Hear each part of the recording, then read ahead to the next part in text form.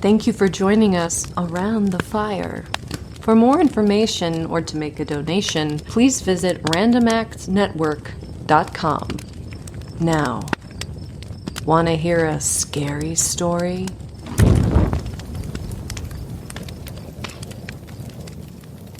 Doctors had given him just 1 month to live, a month to wonder what comes afterward. There was one way to find out. Ask a dead man. The amber brown of the liquor disguised the poison it held, and I watched with a smile on my lips as he drank it. There was no pity in my heart for him. He was a jackal in the jungle of life, and I was one of the carnivores.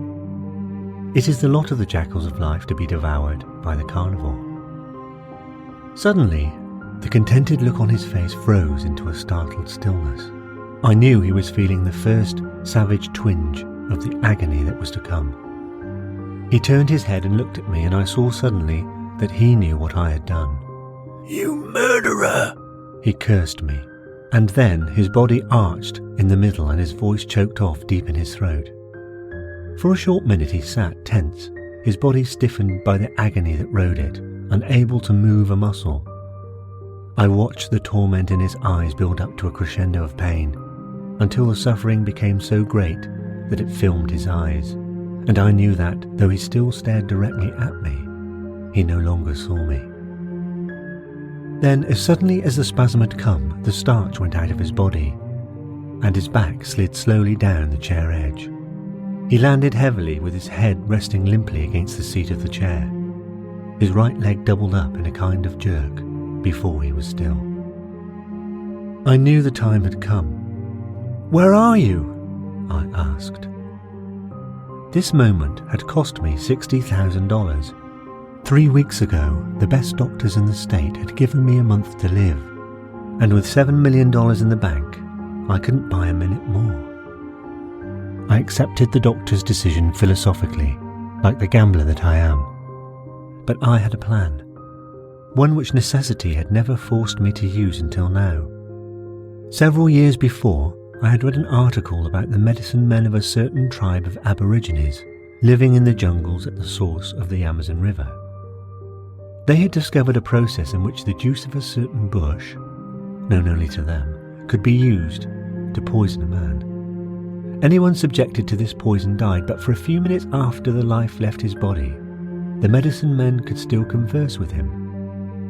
The subject, though ostensibly and actually dead, answered the medicine men's every question. This was their primitive, though reportedly effective method of catching glimpses of what lay in the world of death. I had conceived my idea at the time I read the article, but I had never had the need to use it until the doctors gave me a month to live. Then I spent my $60,000, and 3 weeks later I held in my hands a small bottle of the witch doctor's fluid. The next step was to secure my victim, my collaborator, I preferred to call him. The man I chose was a nobody, a homeless, friendless non-entity picked up off the street. He had once been an educated man, but now he was only a bum. And when he died, he'd never be missed. A perfect man for my experiment. I'm a rich man because I have a system. The system is simple. I never make a move until I know exactly where that move will lead me. My field of operation is the stock market.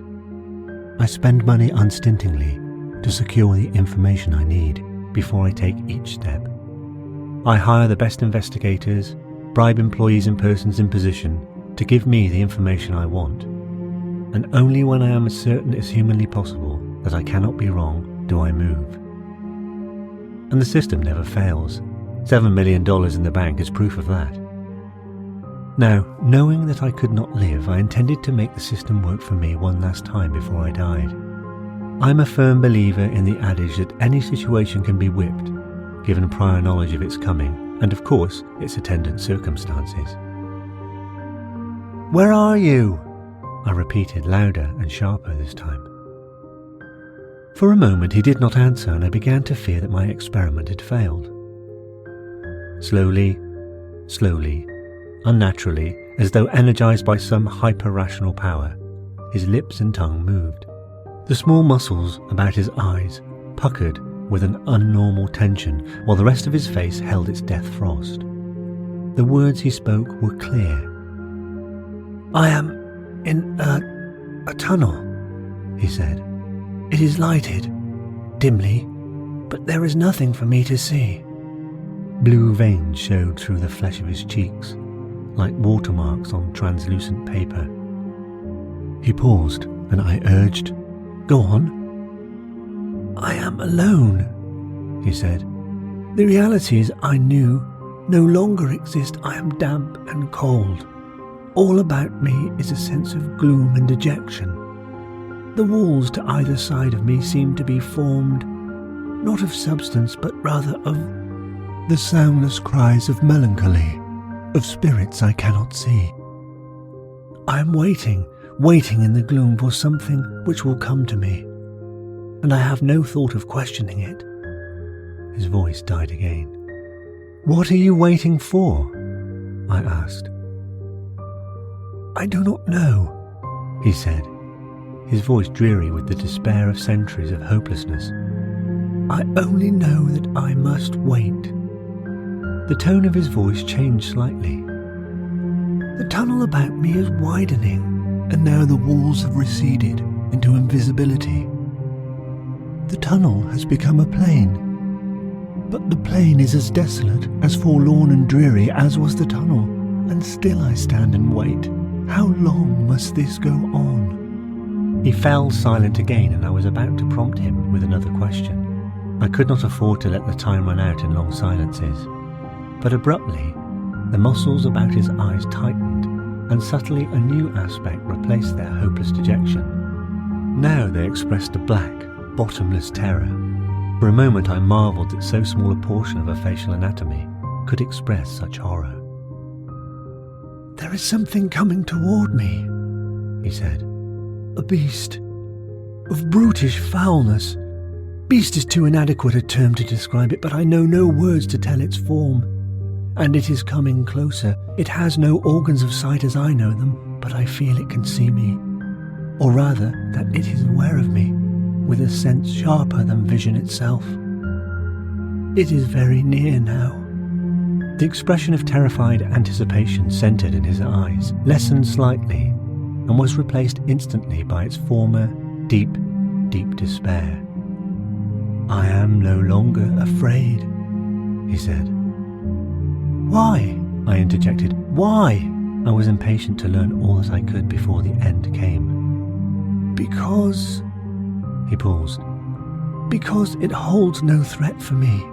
Somehow, someday I understand, I know, that it too is seeking that for which I wait." "What is it doing now?" I asked. "It has stopped beside me, and we stand together, gazing across the stark, empty plain. Now a second awful entity with the same leashed virulence about it moves up and stands at my other side. We all three wait, myself with a dark fear of this dismal universe, my unnatural companions with patient, malicious menace.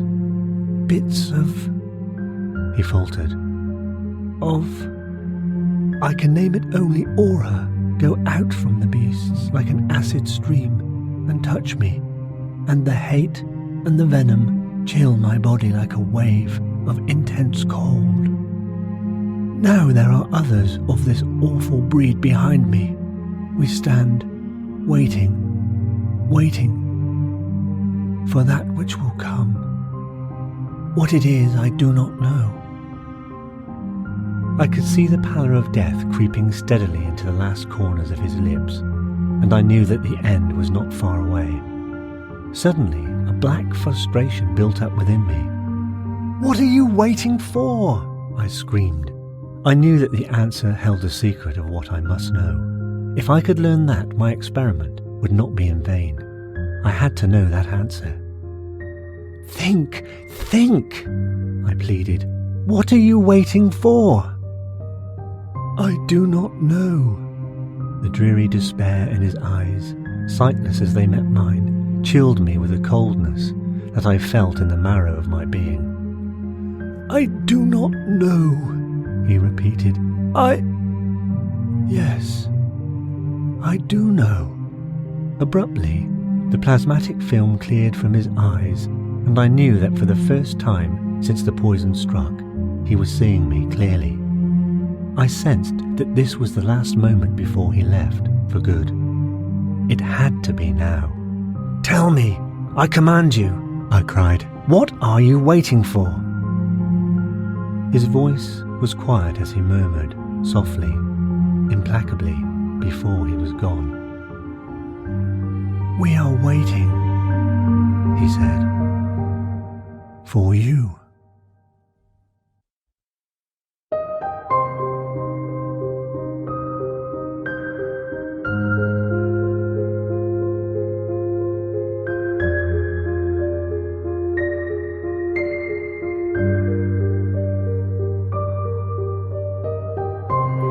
Ask a Dead Man, story by Charles Duvet, told by N.R. Collard.